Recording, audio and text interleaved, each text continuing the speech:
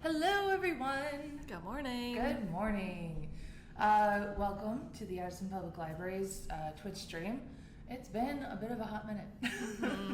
Summer has been great. Summer has been very active, and so has the construction in the library. Yeah. It's been moving around everywhere. all over the place. So there's like the new teen space, which is almost completely finished.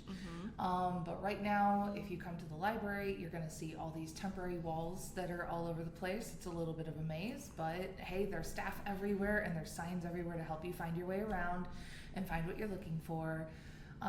There is a whole new temporary entrance to the library. So where the big doors that you're normally used to going to, there's a big banner to show you where you're supposed to be going to. There's a lot going on. A lot going on.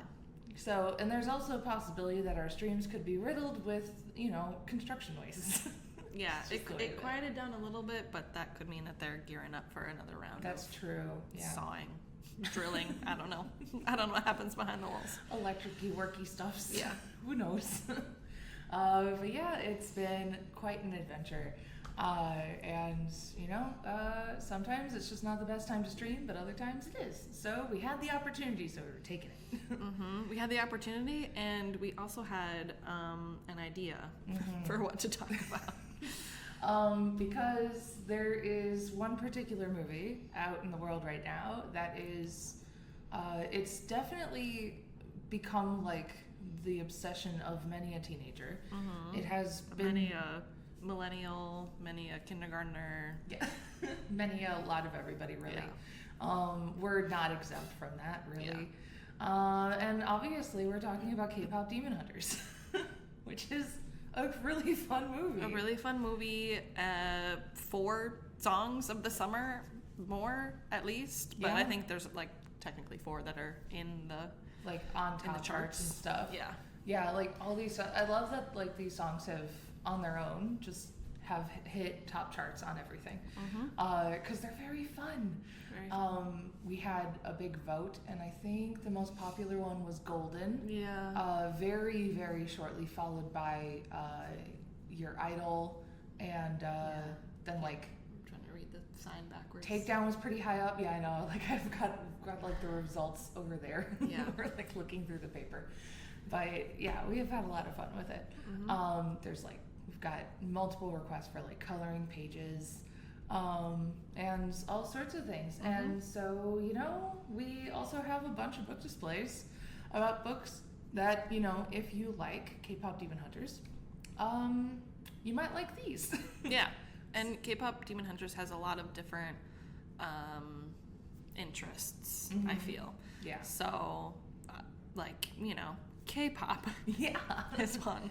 Or just music, Yeah. Korean culture, but then you also have the mythology. Kind of supernatural thing. You've Yeah. got like the magic girl thing going. And a little romance. Yeah, some of that. With 2 people who maybe shouldn't be together. There's an age difference. That's for sure. Well, no, they're a little star-crossed. That's true too. It's a little, 2 sides. Yeah. Type of thing. So let us pretend for just a moment that you may possibly not know what K-pop Demon Hunters is, which is fair. You're allowed to not know. So it is a movie that's on Netflix. It's animated, and it is a K-pop like girl group that is super, super popular. But it also turns out that secretly they are like a magic girl demon hunting group. And they do physically hunt the demons, Yes. but also through the power of song, they protect the world from demons. So like through song, but also like through fans and like kind of like vibing with the music, they like make this big magical shield called the Home Moon. If you've seen Sinners, it's a similar... Are you saying that Sinners is K-pop Demon Hunters? They do share the theory that music offers some protection from a spiritual or demon realm. I'm down. All right. Yeah. So with that concept then, the demons are like, uh-oh, they're really good at what they do, and we're kind of down here in the demon world kind of starving because, you know, we like to eat souls. Yeah. And just wreak havoc on people. So they If come you can't beat them. Yeah, if you can't beat them, join them. Steal their fans. And do it through a K-pop demon boy band called the Saja Boys. The girls group is called Huntrix. It's hysterical. It's so fun. So the girls right away realize the Saja Boys are in fact demons in disguise. Like immediately. It does not take long. And now, they gotta figure out how to defeat them when their music is so catchy. Yep. And everyone loves their songs. And there's like so many. It's a commentary on like the K-pop industry. It's a commentary on like you know, you have idols and like celebrities and things, and you just like so starry-eyed towards those people. But you know, like there's a backside to that. And it's a story about like friendship, honesty, trust. Like it's got a lot of really good themes to it. And the music's just really fun. A lot of good songs. Like it gets stuck in your head and it stays there. Yeah. So we pulled out different books, K-pop books and demon books and hunter books. Yes.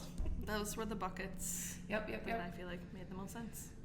So like these all kind of like have broad ranges on things, and maybe you'll find something that you like, because I feel like this movie's kind of got something for everybody, and hopefully these books do too.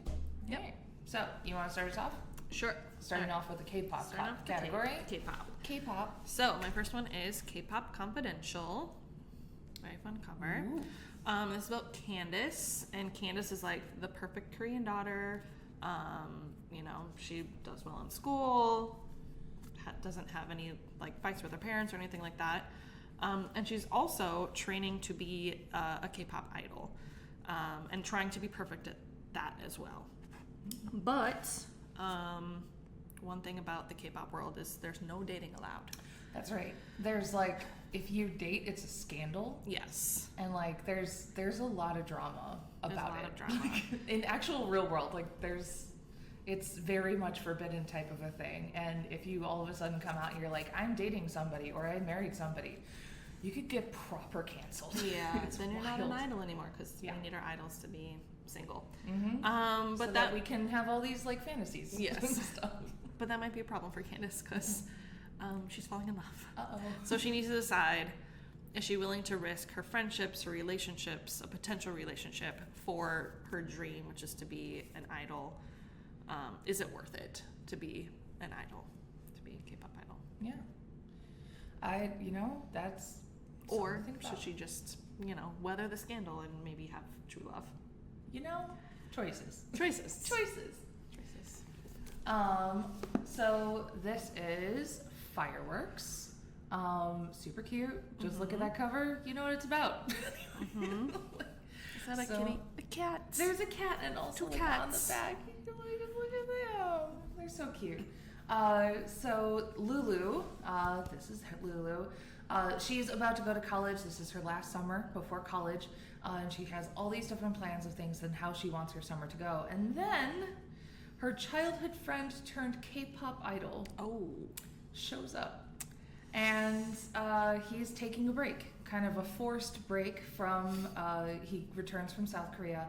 And he's kind of like required to take some time off.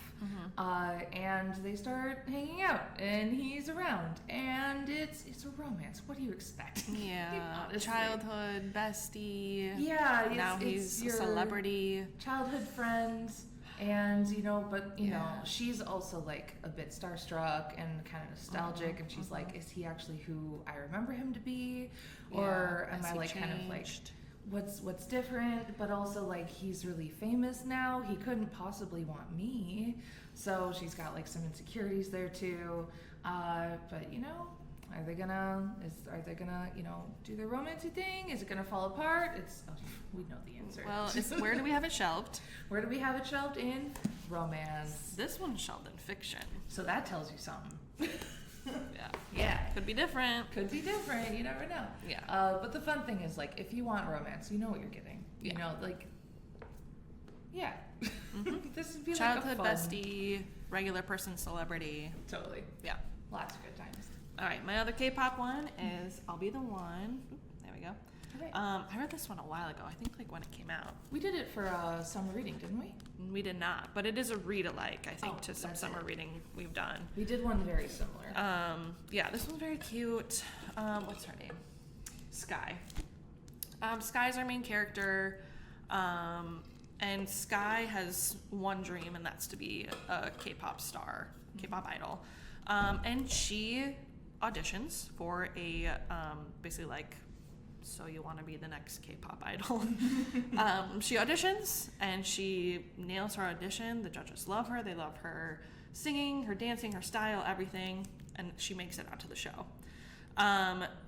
She is very confident in herself, but as a fat girl, she doesn't feel like other people share her confidence. She's like, I know who I am, I know what I look like, and I understand that it is not a typical idol look.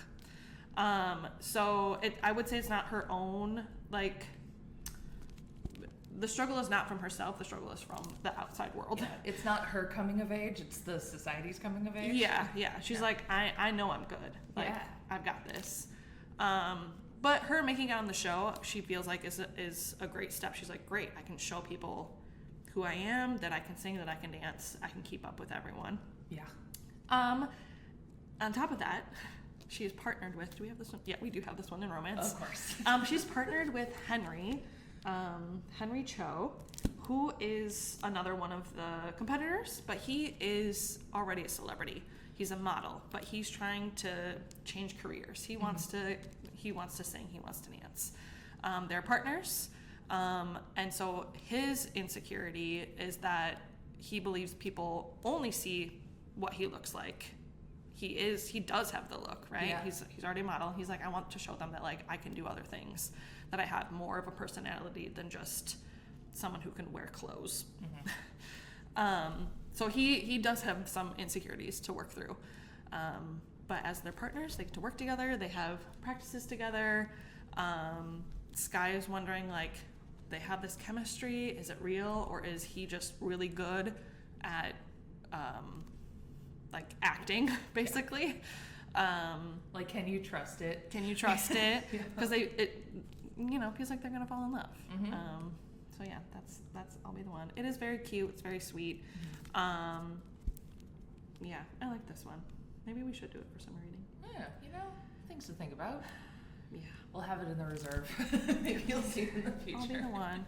I don't know. I love a reality TV romance. Oh, now I think about it, this one we could possibly do. Anyway, so Once Upon a K-prom. So this is Elena. This is Elena, not him. This is Elena. So Elena, like everybody in high school and things, they're all really just very, very talking about prom. Everybody wants to go to prom. Everybody just dreams of going to prom. Except for her. She's just like, it's annoying. You have to get all dressed up and, get like your nails done, and there's so much hairspray and it's awful, and there's all these people here and it's just like the worst. So she has zero interest in going to prom at all. She doesn't care if nobody's gonna ask her anyway. She's like, great, who cares? And then doorbell. And she opens it up, and K-pop royalty Robbie Choi is standing in front of her on her doorstep and asking her to prom. Does she know him? So turns out Robbie is a childhood friend. Okay. And long ago they had a pact that if neither one of them had like a date or something, they would ask each other to prom. And she's not seen him in a few years, but he is back to ask her to prom because he doesn't have a date and she doesn't have a date. Well, we love a man who remembers a pact you made keep your promises. when you were children. And like all of a sudden, Elena's like, oh no, the feelings that I buried when he moved away. And also, is he worth all that hairspray and crimping and pampering and everything else? And also, is he worth all of the fangirls and the paparazzi and the attention and the screaming. Like, is this worth it? You'll have to find out, because this one is shelved in fiction. We don't know. We don't know. We don't know. It could be either way. But it does look fun. Also, like, throughout the book, there's like member profiles and things, and it bounces between like chats and stories and like text chats and things. There are little hearts all the way through it. So take that as you will. I feel like, same. All right, so those are our K-pop ones. K-pop, and now we're moving on to demon ones. So these are more like mythology, like the supernatural mythology aspect of things. Except this one.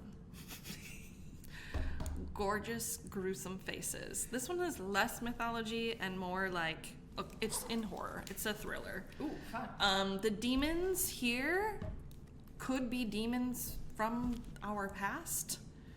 Or maybe they're like real demons in our life, causing mayhem. We're unsure. Who knows? What's her name? Part of the fun. Sunny Lee is actually she's a pop star, so we're still in the K-pop world with this one. And she has an ex-best friend and like group mate, Candy. So they still have to work together, but they're not friends anymore. And they have a third friend who died mysteriously.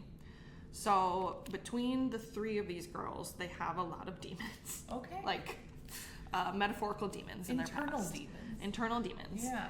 And because this is a horror book, those demons are going to come out into the real world with them and cause some accidents, mishaps, some scary situations as they're doing some more of their like idol workshops, basically. That's pretty cool. There will be, stage accidents and things of the like. So yeah, there's ghostly visions, injuries, mutilations, someone may die, but basically Sunny and Candy kind of have to figure out what happened to their friend, even though like they have to work together, put their past to the side, to figure out what really happened to their friend to like put these demons to rest. Yeah. And again, we have it in horror, so it's meant to be scary, it's meant to be a thriller. Yeah. I love that cover. That's a really cool cover. I think we've thought about doing this one for summer reading too. That'd be fun. Yeah. You'll love them to death. Is the tagline. Speaking of that kind of thing, here is Wicked Fox. So this is certainly based off of like Korean and like various mythologies in that. So Gu Myung, 18-year-old, she is known as a Gumiho, which is a nine-tailed fox. So she has the capability to like transform into a nine-tailed fox, and she survives by consuming the energy of men through various means. I don't know. Good for her. Good for her. The thing though is that she's also half human, so she's not just like I'm a monster who wants to consume all men. She's intentional. So she works with a shaman to select and pick the lives of men who have committed very terrible crimes. Love it. So a little bit of Dexter. Wicked Fox. Yeah. Wicked Fox. Special victims We unit. got some. We got some anti-hero vigilante justice kind of thing going on here. Yes. So you know she takes care of them, and their life force takes care of her, type of a thing. So you would think that this all would go very nicely, but in modern day Seoul, it's a little bit difficult. And she kind of has to hide in plain sight. There's a lot of like, you need to suppress like the nine-tailed fox part and look human and act human. Otherwise, people will know. It won't go well. So then enter a handsome boy who is being attacked by goblins. Okay. Because that happens, apparently. And she goes and she rescues him, but in the process, she loses, what is it called? She reveals herself as a nine-tailed fox. Very against the rules. And she loses this sort of like fox bead, I think is like a pendant that has like her fox soul in it. So it allows her to transform back and forth. And now she's like, oh no, I'm stuck. Oh no, this guy knows who I am because he saw me as a nine-tailed fox and also as a human. Oh no, there's bigger problems at play, and a fairly typical fantasy, romancy, dark fantasy-ish kind of nonsense. Yeah.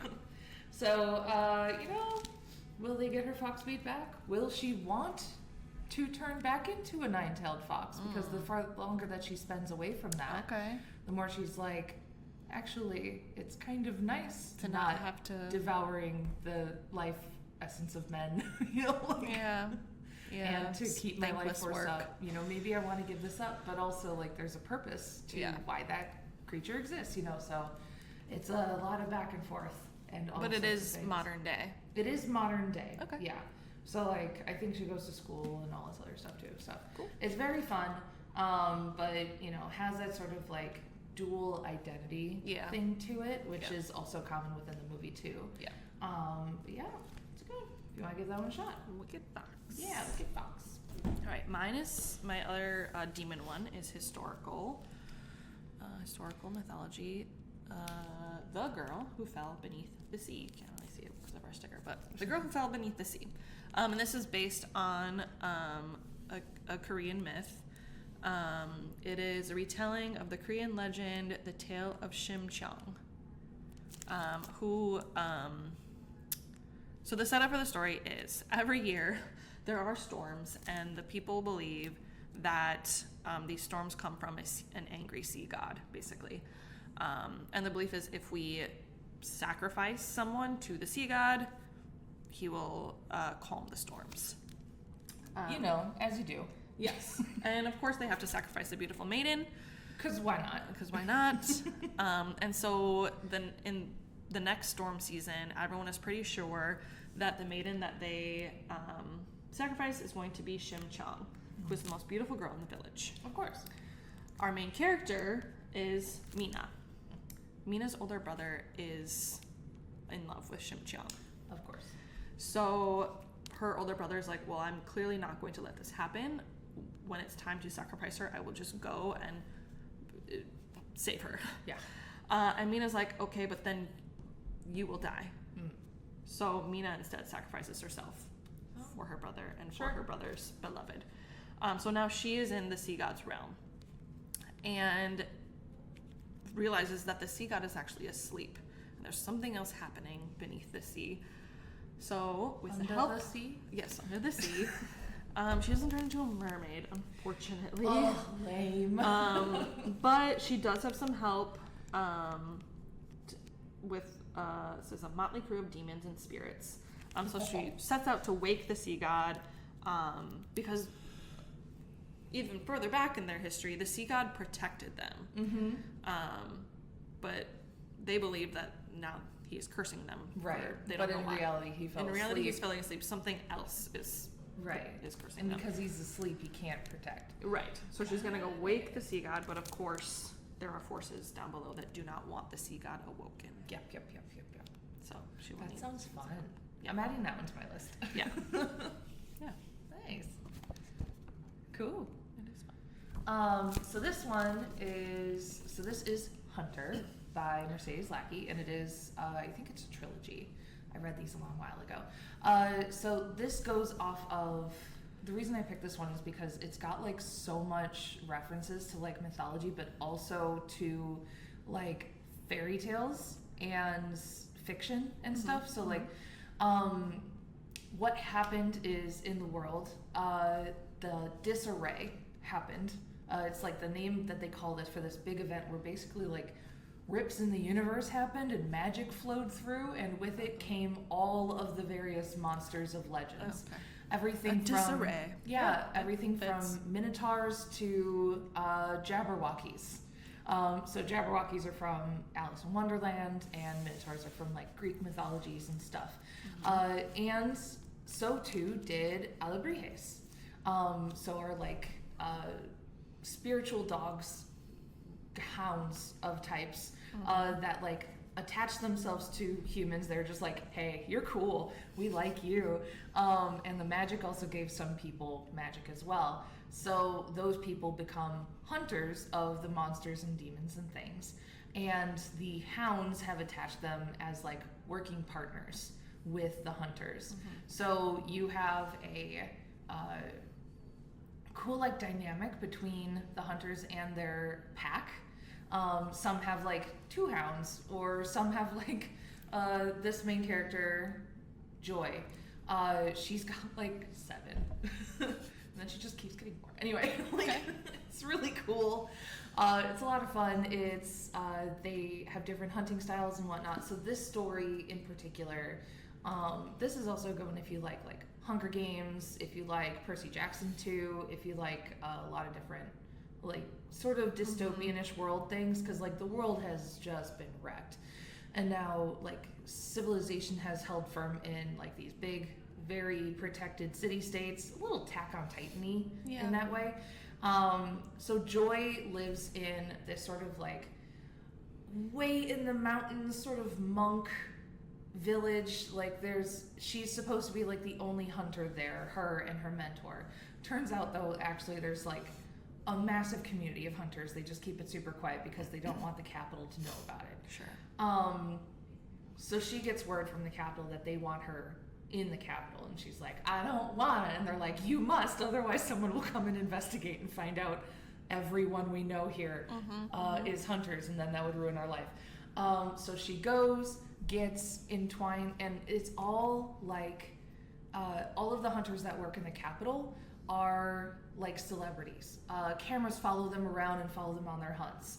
They have to do like meet and greets and sign autographs and show up at parties. And actually, now that I think about it, it's very idle-ish.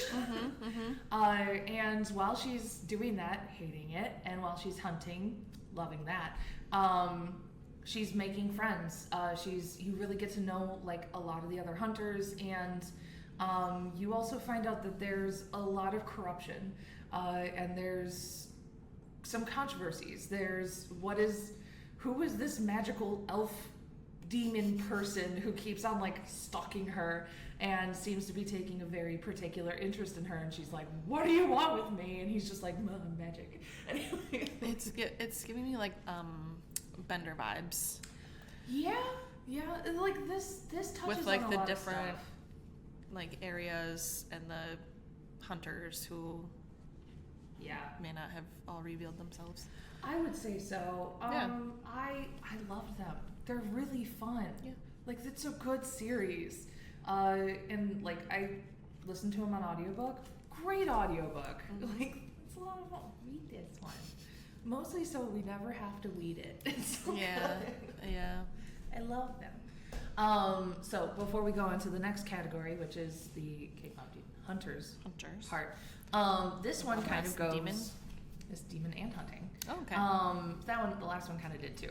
But this one is whenever you're like on any of the socials and they're talking about like, this book is the movie. That's the one. This is the one that everybody says. Do I agree? Not really. Anyway, but there's parts. There's parts. Well, okay, we have three people on the front. Yep. The main one's holding 2 swords. We've got some tattoos. Yes, that's true. Which maybe are revealing something about this character. I see it. So yeah, I mean, I totally get it, and I will describe the book, and then I will explain why I don't think it's exactly just the same. Sure. So this is about a vengeful girl named Rui who has one goal in mind. It is to hone her magic and to avenge her mother's death. Okay. Fair. There is Yurin, who is the black sheep of an illustrious family, and the world would be at his feet if only he had been born with the magic.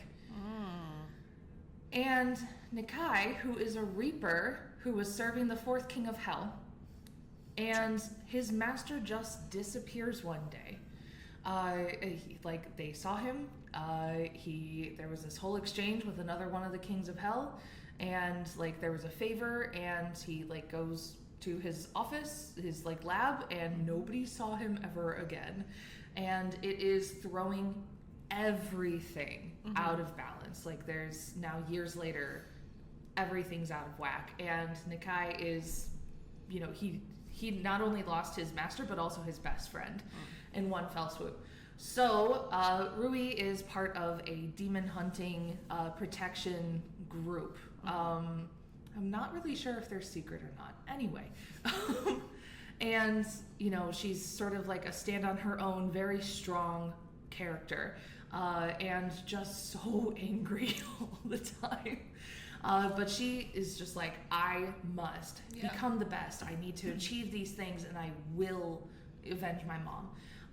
She stumbles into Yuren and through a Euron, and through like an accident, he accidentally steals her powers. Oh. And she's like, give it back. He's like, I don't know how, but also now I have magic, and now like my family will respect me. Yeah. And then the guy is like, hey, that magic showed up the day that my master disappeared, and I'm pretty sure it's him. So like all this drama, all these things, all these like little threads to unwind and travel about and things.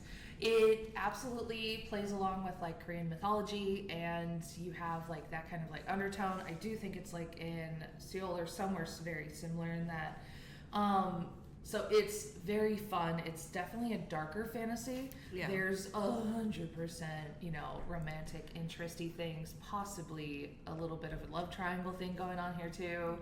Okay. It do be quite fun. Right. The reason that I don't think it's necessarily the same is because she's so angry all the time. And like with the movie, it's like, it's a group of friends who rely on each other and build each other up and like try and support each other, and she's very alone. Yeah. The movie is also very joyful. Even like in the darker times, it's just like there's hope everywhere, and this just feels so dark. Yeah. And it doesn't have the same vibes to me. However, I can totally see that like if you want like a darker, grittier K-pop Demon Hunters, this is the one. It's quite fun. There's some really dark, like deep emotions going in through it, and I can totally see why people are just loving it. Nice. So yeah, it's a big save the world one with some really cool characters, and they really do dive into like those characters, and so you get to know them pretty well. So cool. Yeah, that's good. All right, so that's transitioning to the hunters part. And I picked out a book for each of our hunters. And I picked out books that are more about like camaraderie, the group dynamic. So who's first? Who should we do first? So we have, if you're not familiar with the movie, there's Rumi, who is sort of like I'd go with the leader. She's definitely like the main voice. She's got a pretty like, they're all bold in their own ways, but she's also got some pretty dark secrets. Yes. Should we do Rumi first? Should we do Rumi? Yeah. Okay. So for Rumi, I have a crane among wolves. Perfect. She's also definitely the one who kind of gets a love interest with someone from the other group. Yeah. So this is about an unlikely pairing. These two have a similar goal, but they are not similar people. This is historical. It's set in 1506. So there is a tyrant king who basically, I mean, he does a lot of not great stuff, like taking land for his own use, banning and burning books, kidnapping and abusing women and girls. You know, our favorite. Yeah. Like, so he's a cruel king. So our main girl character, her sister is one of the women that this king kidnaps. Oof. Her sister is taken. So she is trying to travel to the capital to save her sister. Her goal is not necessarily to take down the king, like her goal is her sister. If that means taking down the king, fine, but if she can just get her sister out of there, that's all she really wants to do. But this is the king's half-brother, and he does not like what he's doing. He feel like he lives in the shadow of his half brother. He wants to stop the king. Like that is what he wants to do. He wants to dethrone him. And so he basically is trying to stage a coup. He does not want to die though. So he's trying to figure out what to do. So the two have to like work together. But they don't trust each other. She does not trust him because he is the half brother of the king. Like why do I want to dethrone this king just to potentially put another tyrant on the throne? And he does not trust her because she's like, I will kill whoever I need to save my sister. Which is but fair. Eventually they both realize they both truly do hate the king, and through that mutual hatred they can I'd say that's maybe work together and maybe get this close to each other. But no closer. No closer. No closer. Yeah. It says, hope is dangerous, love is deadly. Ooh, that's a lot of fun. I'd say that's a pretty good Rumi pick. Rumi is like very focused and very driven, and I think that's sort of like to the point of like self-destruction. Yes. And I'd say that lines out. Cool. And it is dual POV, so we get fun. A chapter from her perspective, a chapter from his perspective. I like that. All right, I'll add that to my so list too. So it's Rumi and Jinu together. Rumi and Jinu. All right, so I'll go to Gear Breakers. This one's in science fiction, and there's a sequel to this one too. Will they live? I don't know. So in this world, there's a group that's sort of like overlords, and they have built these big mechanized weapons, like they're kind of like Gundam robot-y things. They're called wind-ups. And they basically just lay waste. They cause war, they oppress people. It's the way for the overlords to just keep control over everybody. So there's a group of rebels who specialize in kind of like getting their way literally into these giant machines and breaking them down from the inside. So Eris is one of those. She kind of like gets her way in and tears them apart, and she gets herself captured and then thrown into a prison where she meets Sona, who is going to be one of the pilots for these wind-ups. So somebody who's going to be doing it, like who's going to be like driving these things, and basically like, the machine go stomp, but I make it go stomp, you know? So obviously Eris is just like, enemies. You're the worst.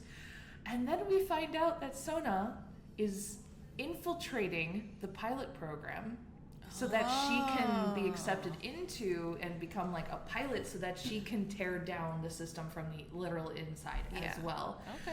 So there's a bit of distrust back and forth. Like who's lying, who can trust who. But they do, come to terms with some things, and then, those terms get dangerous, and then, they get closer as, comrades, and then, as friends, and then, as more. So, I think it's got very much that, like, rivalry kind of, like, hating to dating kind of thing, but also, like, the camaraderie of, like, trusting each other in a lot of different ways. So, there you go. As they, work together to just, like, tear things apart. I like it. Yeah. It's fun. Cool. All right. Now, who are we doing next? Let's do Mira. All right. So Mira is sort of like she's very hard. She's like the problem child. She's the problem got too child. Wild. That's right. She's now very that's hard how edged. she's getting paid. That's right. As the song goes. Yeah. You're like, what else do you need? Yeah. But she's very like straight-laced, very like monotone voice. Just like sort of hard to relate humor, to. Sarcastic. Yeah. She might be one of my favorites. I like her a lot. She's so funny. Her a lot. I love her. So I have Leah Park and the Missing Jewel. Nice. Leah is invited to a birthday party, and she is forbidden to attend. Her parents say, no, you are not going. Her parents work for kind of a mysterious organization. She's not quite sure what they do. Okay. But they're like, no, you're not going to this party. Guess what? She goes. If she didn't, why are we reading the book? Yeah. Nothing happened. She sneaks out and breaks an ancient protection spell. Of course. Which allows an evil spirit to kidnap and ransom her parents. Of course. So now she has to oh no, we find out why you're not supposed to go to parties. Yeah, she has to follow some clues. She goes to Korea, because I don't know where they are living, but not in Korea. I think they're in the States somewhere. But she goes back to Korea, and with the help of her grandma, essentially has to free her parents. Okay. Yeah. Yeah, that sounds fun. She's going from problem child to hero. By the end of it, she's like, I will save my parents. I will be the hero. Yeah. So similar Nice. to Mira's journey. Yeah. Being a problem child and then being a hero. Hooray. Yeah. And this one does read a little bit younger. Mm-hmm. Yeah, it looks sort of she's 12. Leah's 12. So this is a good one for our 6th graders, 5th graders who are getting into fantasy. It also looks like it might be good, if you like the Percy Jackson Riordan present ones. For sure. It looks like a good one for that. Yeah, because it's definitely just she thinks she's a regular kid and then finds out Turns what out. this mysterious organization her parents are. Surprise, surprise. Yeah. That's cool. Yeah. Nice. That might be a good summer reading one too. Yeah. Okay, so my final book is called The Boneless Mercies, and boy, was this one hard to remember, because I had the idea in my head and I was like, what's the book called? You even said, you're like, it has a red on the cover and silhouettes. I described it to a T, Yeah. and it was 3 days of trying to figure out what this book was called. So this is very much like the camaraderie of your team. That's why I selected this book. So it is a sort of a retelling of Beowulf, actually. So you've got this big monster that is dooming the round and stuff. So Frey is one of the main characters here. She is known as a Boneless Mercy. So that is a group of women who is part of the deep culture of this world, and they're sort of outcasts. They don't really intermingle with people in a way people kind of think that they're a bit cursed, because what they do is they follow along, and if a bandit group goes through or a war goes through, they will go through and they will anybody who is too injured to live, they will end their suffering, thus the mercies. So they do it quietly, they do it calmly, they do it kindly, and very quickly. So people kind of are creeped out about it, because it's a bunch of women going around and just euthanizing. That's the way. Euthanizing. So Frey and her group, her found family in this, because they're all orphans and outcasts and stuff. Sure. So she and the other women, they all have different skills, different fighting techniques, different abilities and such. They're kind of tired of sort of just being rejected from society and constantly just scrounging for just enough money for food, if that, and they just want something more. They want honor, they want glory, they want to be recognized, they want to be accepted. They find out that there is a horrible beast up north that is ravaging the countryside and, terrorizing people, and they decide, you know what? We're skilled, we are many, we trust each other, we're gonna go get it. So they go, and on their journey, they ally themselves with the sea witches for reasons, and they go a-hunting. If you want to really get to know each one of the girls, if you want to see how they just really support each other, they don't necessarily always agree, but you get that camaraderie, that team, that no matter what, we're together. That's this book. It's fun. All right. It's also pretty dark, and it was really fun to read. So hey, ta-da! Yeah. I found it. Boneless Mercies. It is fierce. It is glorious. It is fun. So yeah. Seems like fun. All right. Our final one, the hunter we have left, is Zoe. Zoe is very, very fun. She is like energetic, playful, just like the cutest little button. And she is like the scariest rapper. Yes. Like she will throw down. Yeah, she's fun. So this is I Guess I Live Here Now. And it is about Melody. Melody comes home from school one day, and her parents are like, guess what? I know we live in New York City, but we are moving to Seoul. That's about right. Yeah, that's also very much like Zoe was from LA. I think so, yeah. LA originally, and then moved to Korea. Yeah. So she, similar to Zoe, is like, am I American? Am I Korean? I feel like I am both, and yet neither. You know, I don't really fit in either. In Korea, though, she is loving the food, the friends, maybe some boys. She's got her dad's credit card. She does some shopping.